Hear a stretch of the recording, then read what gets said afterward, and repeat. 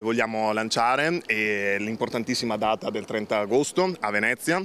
durante infatti la mostra del cinema, che è comunque una passerella, o comunque uno scenario su cui i media internazionali sono tutti rivolti. Vogliamo portare una voce molto forte, una voce di cui ci facciamo carico naturalmente da qui, che è la voce appunto del popolo palestinese, che sta soffrendo sotto un attacco genocida, lo diciamo senza problemi e senza ritrosie di sorta, un attacco genocida che ormai va avanti da troppo tempo. Ci saranno anche gli attivisti del centro sociale Pedro di Padova al Lido di Venezia, insieme a molte realtà antagoniste del territorio, alla manifestazione a sostegno del popolo palestinese sabato prossimo, proprio nei giorni della mostra del cinema. In questi giorni molte le polemiche dopo l'appello firmato da artisti e personalità della cultura per chiedere una ferma condanna anche della Biennale di quello che sta succedendo nella striscia di Gaza. Tra gli aderenti alla manifestazione anche gli esponenti di Coalizione Civica, l'ala sinistra che sostiene la giunta Giordani.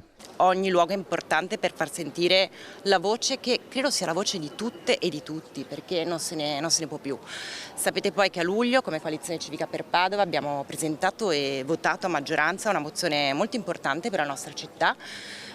che ha chiesto, ed è quello che si sta facendo, di rompere i rapporti tra la città e Israele e alle politiche di occupazione e di genocidio. La consigliera Elena Ostenelli invita la Regione Veneto a stoppare i rapporti con Israele, soprattutto l'acquisto di medicinali. Abbiamo presentato una risoluzione discussa ormai tempo fa, che non è stata votata ovviamente favorevolmente. Ne ho depositata un'altra perché credo che ogni giorno il contesto cambia, diventa sempre più grave, e quello che chiedo alla nostra istituzione regionale è finalmente di prendere una posizione interrompendo tutti i rapporti che abbiamo con il governo di Israele, in particolare penso ai farmaci che vengono prodotti da Israele, che vengono dati all'interno delle nostre ASL. Dopo lo sgombero del centro sociale Leoncavallo a Milano la scorsa settimana, gli attivisti del Pedro non hanno paura che la cosa possa ripetersi a Padova. Saremo ben contenti di discutere con chiunque nelle sedi qui di Padova, peccato che non sappiamo dove andare a discutere, perché chi ci critica e chi invoca lo sgombero non ha nessuna radice nella città,